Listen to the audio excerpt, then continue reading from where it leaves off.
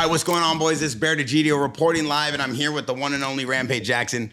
We're on the Jackson podcast. This is a nice little addition. We got two Jackson athletes, Gabriel Silva, Joseph Diaz Jr., two phenomenal boxers. And today we're kind of just going to mix it up a little bit, talk about boxing, talk about their last fights, and kind of just get to know these boys a little bit better. I feel like sometimes they just need a little media, a little spotlight, and that's what the Jackson podcast is about. So Gabriel obviously comes from a lineage of champions, being Anderson Silva's son, one of the greatest UFC fighters of all time. And he decided what, not to do MMA? The idea is still out there, you know. You never know what the future presents itself. But for now, just focus on boxing, you know. After I finished with my third title in kickboxing, I was just like, I want to focus in boxing a little bit.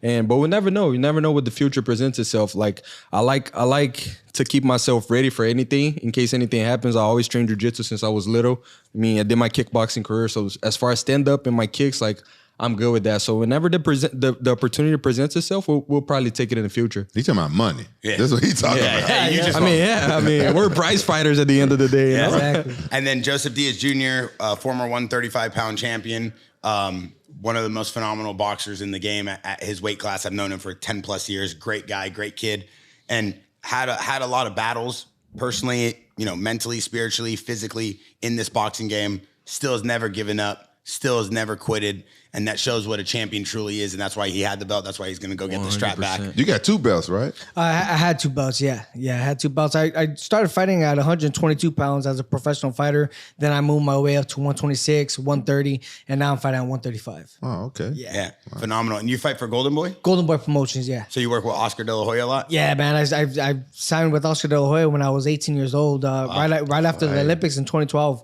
I competed in the 2012 Olympics, fought twice, and then after that's when I got my recognition, and then signed with Oscar De La Hoya, and I've been a pro ever since. I like Oscar, man. He's a good dude. Every time I met him, you know, Tito bought his house in Big Bear. Remember his old house in Big Bear? Have you trained there? I trained at the Abel Sanchez gym. Oh, yeah, where GGG and Jaime Mugia bought that gym now, so he trains up there now. Yeah. But Big Bear makes that big of a difference, huh? Yeah, Big Bear, man, it changes your whole game. Your whole game, yeah.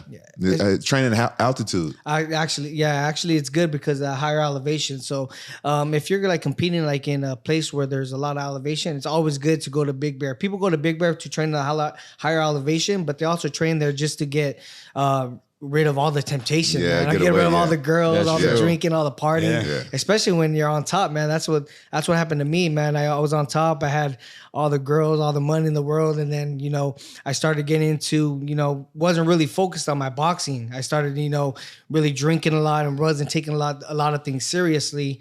And that's where I really, you know, started messing up because I was drinking alcohol and I wasn't really being fully committed. Before in my professional career, man, I would stop drinking alcohol for 8 weeks. I would stop drinking alcohol for 8 weeks, and then I'll go full straight camp mode.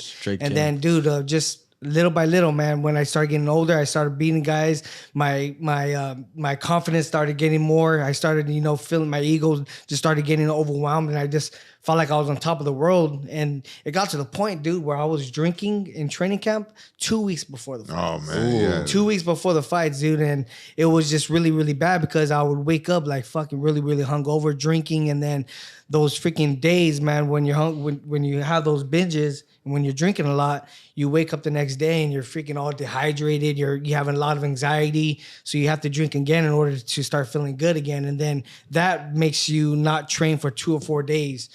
And that's what happened to me, man. So I was very, very thankful that I was able to, you know, go through all that and see all the experiences and see all the bad things that has happened to me. And now I'm able to adjust and just focus on what I really love. And that's my son and my daughter, my daughter that's going to be born. And I got to do it for them now. It's nothing, all the partying, all the other shit really doesn't matter anymore, man. It's all 100%. About, you know, making my legacy and making sure that my family's okay. It takes a big man to admit that. Unbelievable. That you know, you had that problem.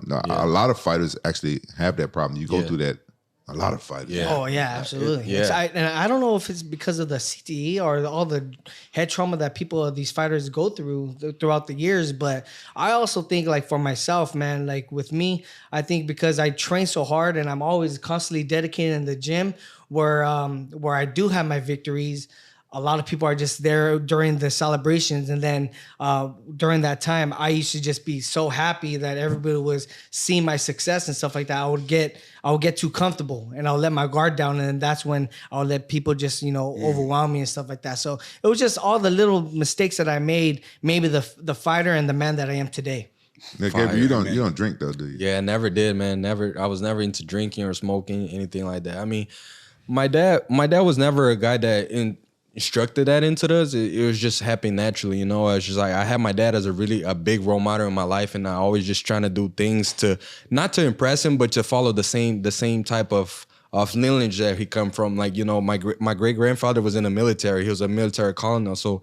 My dad was very strict on my dad, and my dad kind of implied it into us just to have a clean life, So yeah, I have a lot of friends that do drink. So whenever we do go out, I just stay with my little energy drink, and that's about it. But I'm still able to have fun though too. But yeah, I got to figure that out because I recently quit drinking. Yeah, that's fire too. Yeah. I need to figure that out, how to still hang out with my friends and not drink. I hard, never had a problem. Man. It's hard. I never had a problem drinking, but when I'm drinking, I'm having fun, I just keep going. I wouldn't stop. Yeah, that's me, man. Yeah. And then the next day, dude, I wake up and I'm like, fuck, and I have a lot of anxiety, and then I just want to keep going because I feel bad, and I just want to. It calms you down, huh? Yeah, I just want to let it ride. I remember after your big win when you got the belt, because I've been sponsoring JoJo with all my paintball parks for years. Yes. I've watched him, and I've actually known him since he was probably 15, 16 or something. Yeah, something like that, yeah. And because Anderson, his dad was one of my first clients. I remember that. Yeah, Your dad was we go way back.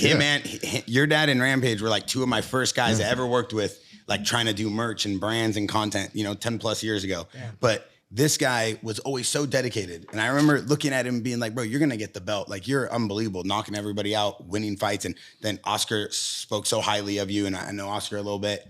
So to see you get that belt, obviously, but then to see you go through all that, obviously, I never go anywhere. I'm always here for you. We're all here for you. But to then watch you come back, I feel like this is a whole new boxer now. What are we going to see different now going into this big fight that you want? Because who'd you just call out? Oh, well, I want Kid Austin. I want Kid Austin. Fight. Oh, that's going to be a great fight, yeah, bro. Floyd Sheffield. He's a good, young up-and-coming fighter that is, he's 21 years old, and he has 16 wins, 14 knockouts. So a lot of people are speaking very, very highly of him. But right here, man, this opportunity right here is going to create the fights that I want, the Shakur Stevenson fights and everything. Once I beat this guy, and once I really get this guy out the way, because all the hype's on him right now. Once I knock this guy out, then all the hype's going to be on me, and then that's where I'm going to be in position to fight anybody I want again. 100%. See, that's what's crazy about boxing. That for MMA is, when I look at it, it's like, wow, it's crazy.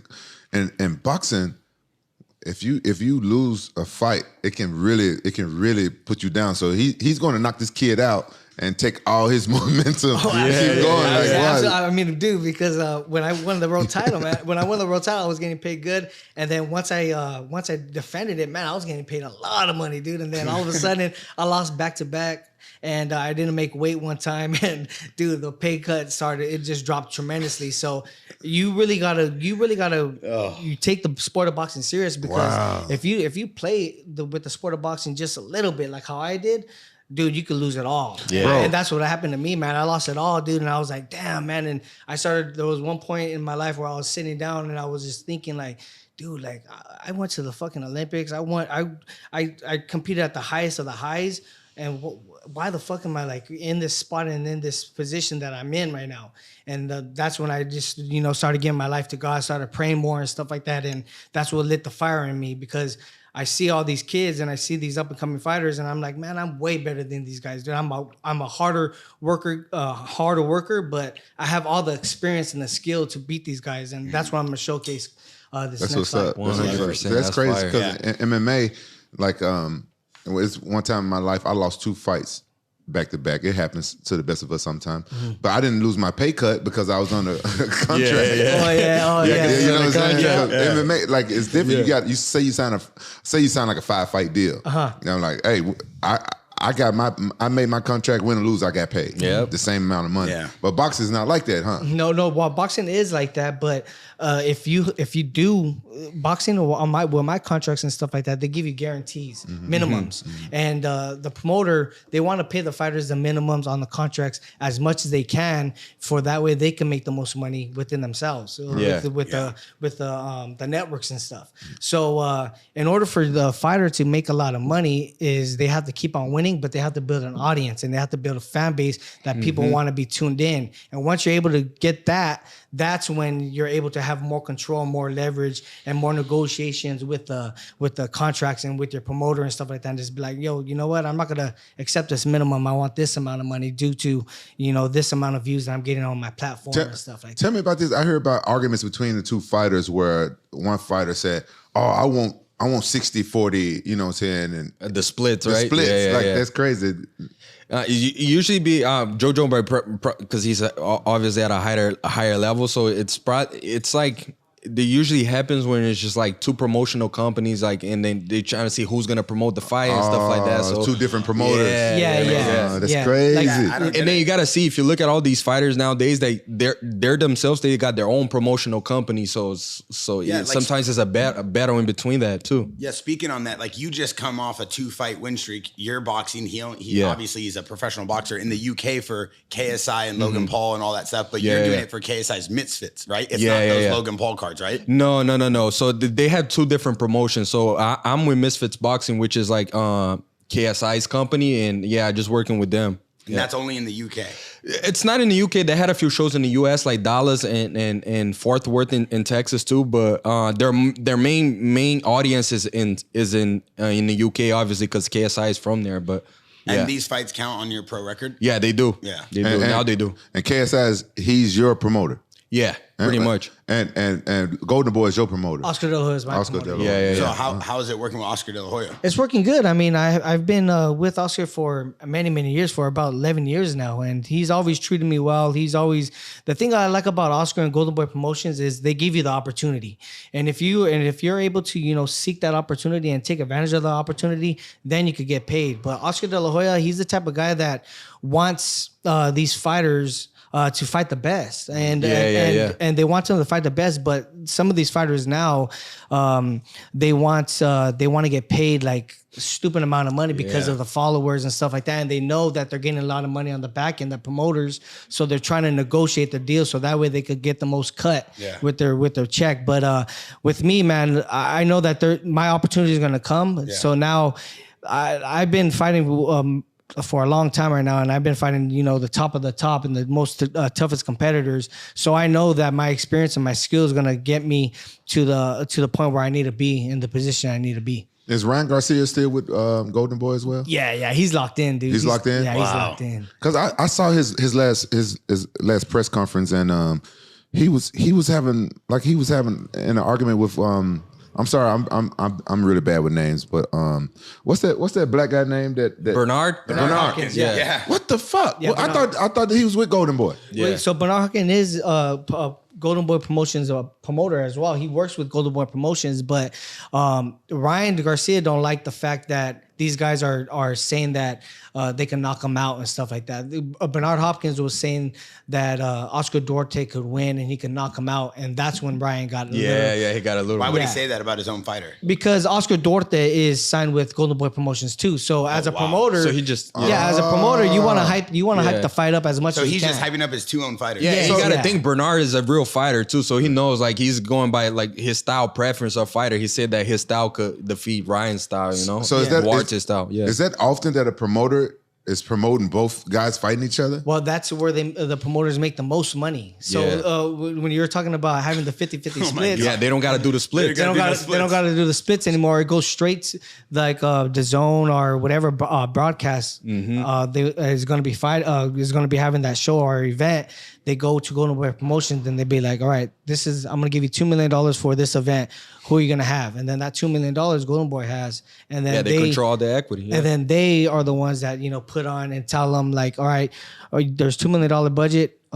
Joseph Diaz, we're going to pay you $500,000. And then you accept it or you don't accept it. And then they just go right there and then they cash out the rest. Okay, so teach me this. I apologize for not knowing. So if we talking math, if they give them $2 million, if they gave me $2 million, they wouldn't offer me $500,000. If it was $2 million for an event, they'll probably offer me maybe like $200,000. oh, okay. So they're gonna take their cut. Yeah, they're gonna do the most to keep the most money. They're gonna keep the. I thought in boxing, the boxers y'all got 80% of the purse, 80% of the money. That's only if it goes to purse bid. Yeah, That's only if it goes to purse bid. Then Golden Boy, if it goes to purse bid, a purse bid is when a sanctioning body, like a WBC or IBF, they have a fight that they want, so they go to a purse bid, and then all the promoters like Oscar De La Hoya, Al Heyman, all these guys, they go to that event and then they put a purse bid. So the bid will be like $1 million. Oscar De La Hoya would do 1.5, and then if they grant it, then the fighter, once they pay that 1.5, then the fighters get a percentage off that 1.5. Yeah. Crazy. crazy. Boxing's a whole nother Yeah, world. it's full of politics, man. Boxing's full of absolutely, politics. Are you mainly doing misfits for what reason? The reason why Misfits is because that way I can have more control of my brand, and then the deal they offered me was pretty sweet. I'm not gonna lie, so Yeah. I'm just gonna stay with them for the next 3 fights, and then from there we'll see you how it signed goes. a multi-fight deal. Yeah, 3-fight deal. So I already just did one, so I got 2 left. Is your dad your manager? No, I actually, my manager is my dad's former manager, Ed Suarez. So I've been working with him a lot. Yeah, Ed's the coolest, man. Yeah. I've known Ed since Sinister. Yeah, man. wow. He had everybody with Sinister, bro. Yeah. I miss them days, man. Yeah. So do you see yourself though coming back to the US to compete for belts? Yeah, for sure, man. For sure. I mean, once I'm done with these fights, I think my next fight is gonna be in Brazil, so it's gonna be in March. Wow. Yeah, I've been waiting for that one too. You gonna fly out for that, ain't you? Yeah, I mean you were born there, right? Yeah, I was born there. Oh, they don't want to see me in Brazil. Oh, I'm a menace in Brazil. Nah, man. we gotta go. We all gotta Catch go. me in Where Rio in de Brazil? Janeiro. Where in Brazil? So I was born in Curitiba. Yeah, Ah. yeah. So that's like a 3-4 hour away from Rio. So yeah, it's more southern. Yeah. Is that the same place Vanderlei from? Yeah, City? same place, same place. How you know Wanderlei, that? Shogun, all those guys are from there. Yeah. That's How a you tough. know city. that? I fought Vanderlei Yeah, 4 he times. fought- yeah. I fought Vanderlei 4 times. Did you fight Shogun? And Shogun. Yeah, bro. Yeah. I got my ass kicked by all 3 of them. They're scrappers there, bro. Yeah, Like, man. it's a They- city known from bro, there, bro. they It's scrapping. known from there. Wait, Vanderlei, Anderson, and Shogun are all from the same city. Yeah, same. My dad was born in Sao Paulo, but he was raised in Curitiba, so he's been there his whole life. Crazy. Yeah. They trained together. I just saw Cordero and I just saw him at the gym yesterday. Cordero's from there, and then also Shogun's brother Ninja. Ninja, Yeah, yeah. remember Ninja back Yeah, I in the remember. day? I talked to Dangerous. Cordero. I asked him about Ninja because I haven't heard anything about it. He said, "Oh, he's not right. Yeah. He took too many punches. Yeah, huh? too much damage, man. I don't didn't know that. I haven't heard about none But about it's it. crazy because I never see that type of stuff usually happen to In MMA MMA, fighters. right. So I don't know. I heard But about the I wish sparring. I wish him nothing but the best. Yeah, that's Yeah. what I hear about. Yeah. Like all of them Yeah. back in the day, the shoot the box days, like those guys are nothing to play around. So I think that's what it probably. Yeah, just I took heard up about to. the rumors about the sparring and shoot box. Yeah. Did you ever hear shit. about that? Well, I mean, that's a unique style. That's a unique style fighting, right? That Yeah. involves a lot of head trauma. A lot of head trauma. And it involves a lot of slamming, kind of. A lot of sparring in the streets too. Yeah. So, In your weight class, you hear about a lot of head trauma and stuff. Oh yeah, absolutely, man, absolutely. Boxing. A lot of fighters they get a lot of head trauma because, like you said, in the sparring session. Yeah. The fights you get a lot of trauma because you're getting hit, but it's the sparring sessions that really take a toll because you're in a training camp. You're sparring thousands of rounds, and then you're sparring guys that are 20, 30 pounds heavier than you too. So you're just taking a toll.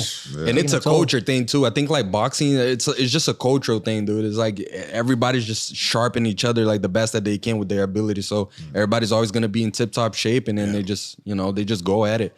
yeah, I think the culture of sparring is different with boxing though, because boxing is 100%. a lot of head movement that ends up getting hit. And even in MMA, like Coach Bobby, Rampage's coach from the UK, an amazing boxing coach, helping me get in shape. Yeah, so yeah. are the boys. The boys have been helping me, Khalil and Gabriel. Yeah. Hopefully one day I'll be able to spar Rampage. But last time he hit me, my jaw almost broke. But like a lot of boxing, the technique and the sparring just requires getting hit in the head. It sucks. Yeah. And then MMA, it's if you're getting hit, you can kind of shoot a double leg and kind of go to the ground, relax for a Yeah, second. to shake it off, yep. Before we wrap up, Oh man, my voice memo just sent all of our podcast transcripts. Oh, to this girl. man, that's crazy. And it's me talking about head trauma and hitting you in the head. You should just send it.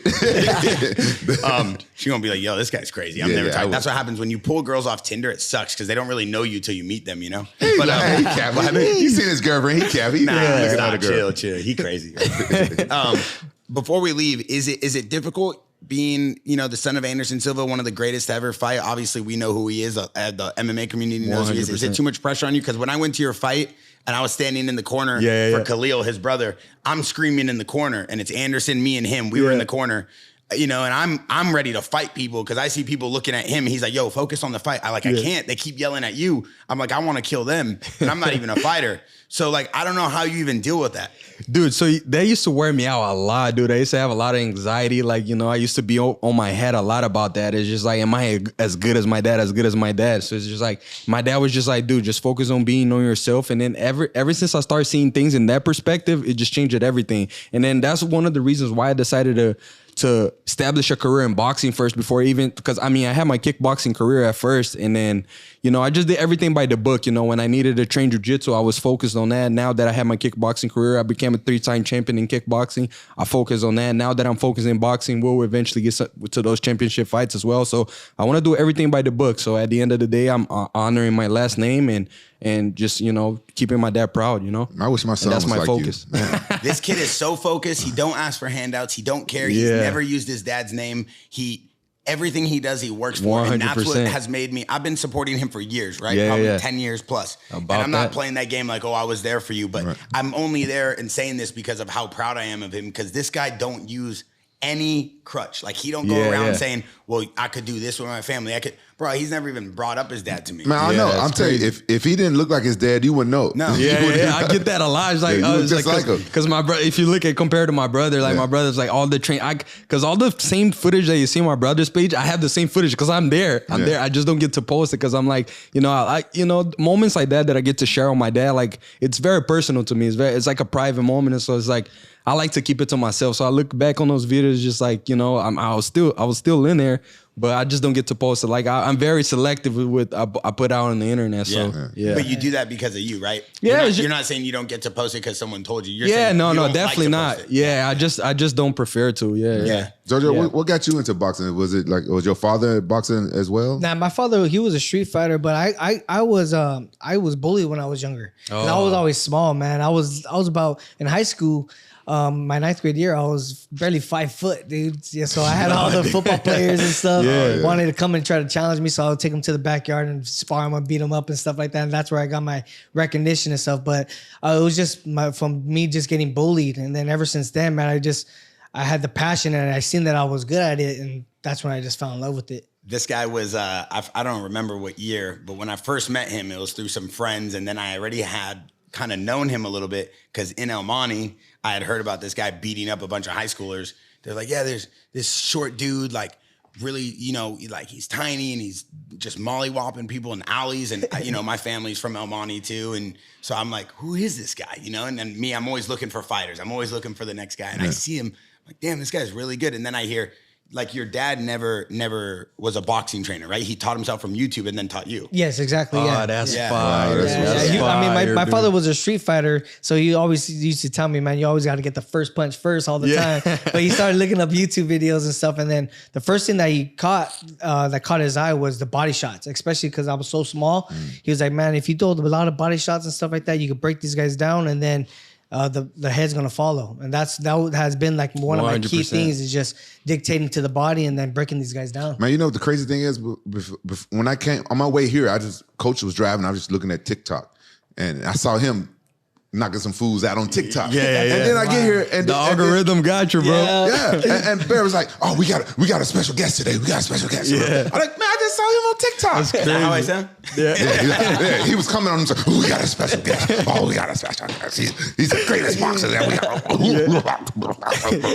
I was like, "Okay, we got a great boxer." I'm just always gassed up. I'm always just gassed up. You know why? Because I love doing this. How many people are going to be able to look back on their life and say they got to build a brand and a company and a media channel with their friends? When you come to JAXXON House, not one person here is a random. Everybody has known knows each other. Everybody has been friends. And That's how I'm trying to build this brand. It's not about having a bunch of kids promoting promo codes. And no, the Jackson brand is the #1 jewelry brand for men because we build confidence, but we build confidence as a community, a team, a culture. And that's what gets me the most excited. Yeah. And the fact, like, when Rampage brings 10 girls from the library, and that's not where you go to read books. You know what I mean? I knew you were gonna throw That's something. not where you go to read books. Right, but real talk though. Before I came here, I went to the bank just to do some little business and stuff, and Big money. and whatever. Trying to be like him. And I had on the Rampage one he made that said Jackson, and they look at the bank. They was like, "Is that your brand? That's not how you spell your name." Yeah. I was like, "No. It's my friend." She said, "Yeah, you know what? I like their chains. I was thinking about buying a chain for Christmas for my man. How is it? Good quality? Like, yeah, it's great. Perfect. Like, they know about it already. Like people just ran a girl at the bank."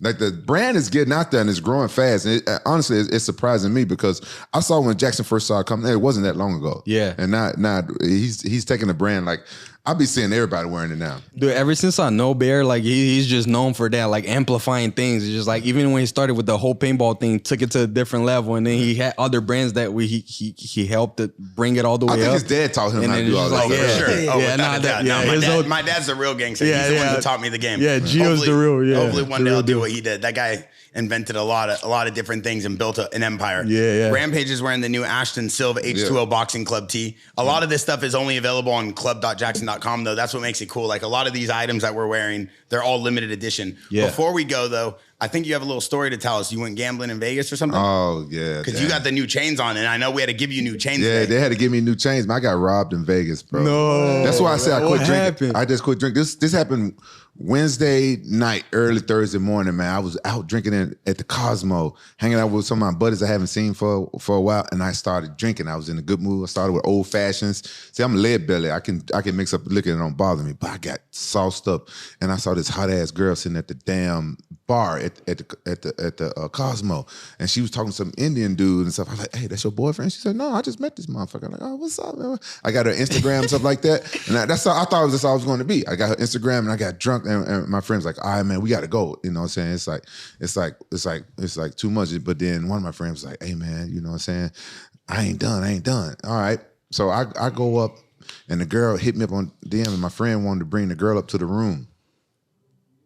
Brought the stripper up to my room, didn't know her. And I'm drinking. Was a stripper? She was a stripper. She said she was a stripper. On my DM, she said she was a stripper. She wasn't a hooker. I don't like hookers. She, for real, I don't. She was a stripper. And she said, "Yeah, I come up and I give you some dances and stuff like that, $500 an hour." I'm like, "Oh, okay, what's up? Let's do this."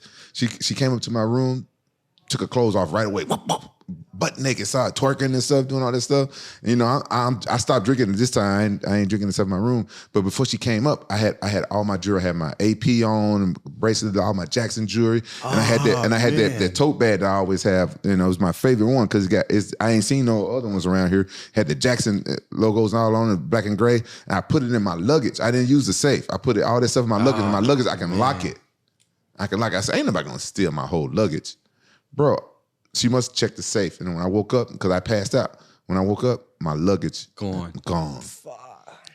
She took my luggage, took all my stuff, like almost $200,000 worth of jewelry and clothes and stuff. That's crazy. And I said, man, I ain't never drinking again. I ain't never drinking again. So I want to tell everybody out there, listen, the police said that shit happened every day in Vegas. So it's girls out there just scamming in Vegas.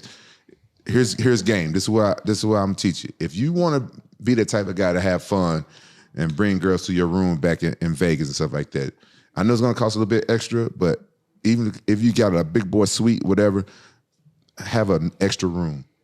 Put all your stuff in an extra room. And if you bring like anybody back to your room, any stranger, because we like to have fun. We guys, man, we married, you know what I'm saying? You like to have fun. You want to bring a girl back to your room, get an extra room. Put all your stuff in the extra room, and then just party in one room. And don't have all your stuff in there, man. She got me, man. She got me. How'd you feel after? Like when you woke up, Bro, when I woke up, the first thing I noticed, my luggage was gone. Cause I had it right there in the middle. Oh, Cause I woke up because I was like, damn, I didn't pay this bitch. You know what I'm saying? Cause she was twerking on me. The last thing I remember, she was twerking on my face, like knocking my head back like this. Bitch was probably trying to knock me out. And that's the last thing I remember. And people said, "No, did she drug you?" Like, no, she didn't drug me because I was drunk as hell. Yeah. I just passed out after a while. And I looked up and nobody was in the room. My luggage was gone. And right then, feelings probably. and I had to catch a flight. I had to come here to do a podcast. Shit. Yeah. So I had to catch a flight. So I thought she took my wallet. I looked, and my wallet wasn't there. I guess she took my money in my wallet and threw my wallet because I got my wallet back the next day. The police found my wallet. I flew back. I had to go back to Vegas. My manager got me a jet to go back to Vegas to meet with Vice. Because he said Dana White got fucking police officers that do security. They're like Vice. He said, we're fine. I sent them the DM that she told me, and they found her right away. But she had already sold my shit by the time I got it. So they still looking for my fast, shit. though? Yeah, bro. Yeah, she was bad. She was bad on drugs. She was doing drugs the whole night. She was bad on drugs. She went straight. So, dude, my watch itself cost $110,000, and my bracelet was like about $50,000 total. She sold the shit for $15,000. For both? What the? And I had some other jewelry and stuff in there. She sold all that shit for $15,000. And I was like, man, I'm done drinking. And if I ever get a wire hair up my ass and want to kick it with a girl, if I go to Vegas do that, I'm get a private, a separate room. Oh man, is there like insurance for those type of things? Man, Like There is, but not once it's stolen. No. I tried to put my I don't know if the insurance agent was bullshitting me, but I tried to put my watch on my house insurance because you can do that. Yeah, you can But do she that. was like, no, that watch is too expensive. You can't put $100,000 You could do it on watch. homeowner's insurance, but you can't do it like that. Or when you first buy a watch from AP, they'll insure it now because of reasons like that, but you can't do it after. oh, okay. Before we wrap up, obviously Rampage, thank the Lord that you are a Jackson athlete because now you got all your ice back. Yeah. And Looking good, too. We're calling AP. We're trying to get you the Travis Scott AP. Oh, damn. But in the meantime, boys, I do want to say that having all the different dynamics of jiu-jitsu athletes out here, boxers, world champions, and you guys being able to sit here with Rampage in this podcast, that it means the world to me that you guys have believed in me, believed in the brand, believed in Rampage, to spend your time here and just take the time to talk to us. I feel the community night needs to hear different stories and different aspects, different cultural views, how you look at boxing, how you look at life. Your story is very motivating. Your comeback's going to be the greatest thing ever. It's your new chapter. Yep. We're excited to obviously probably watch you in the future fight one of our good friends, Ryan Garcia, Hell which yeah. will probably be one of the biggest fights of the year. And then probably a bunch of other big names. I mean, your career is about to be illustrious and golden for the rest of the road now that you find God and you have a new road. And Fire. Gabriel, we've been behind you for years, you know? Yeah, So yep. before we let everybody go, just want to say thank you again. And then obviously, Rampage, we got to say thank you to the fans. We're growing extremely fast. We're one of the fastest growing MMA podcasts. Now we'll be dabbing into combat sports with jiu-jitsu and wrestling and hopefully some WWE characters. More boxing. I like learning from you boxers and stuff like that. Yeah. And before we head, I want to say, man, good luck on your comeback because I had a comeback before too. After I found the Most High God, I got close to Him. I came back and I became champion. Oh, thank you. Man. Yeah. Thank you. I'm looking forward to it, man. Yeah, I'm definitely man. looking forward to it, and I'm really, really motivated. And like I said, man, I had it all, lost it all, but now I'm gonna go get it all back and 100. and more. Yeah. 100. And you're doing it with a good attitude and you're doing it blessed and being humble. Most people would be salty. Yeah. And that is why I love you. And that's why we're behind you, is because you are a good role model that when you do fall, there is a way to get back. Not just in a Rocky movie, but in real life too. Exactly. 100%. And I want to thank all you fans for tuning in to Jackson. You know what I'm saying? We got mad love for y'all. You know what I'm saying? Y'all making this thing, y'all was making it, you know what I'm saying, good. Y'all weren't making it popular. You know what I'm saying? It wasn't for y'all, you know what I'm saying? We want to keep doing it, right? You guys love it. And make sure y'all comment on here who you guys want next, what other boxers you guys want on here, and say good luck to these guys in their upcoming fights. Yep. And check the description for the new Discord. We're doing all the giveaways in the Discord for people to fly in and watch this thing live. I'm Bear DeGidio, Rampage Jackson. We out.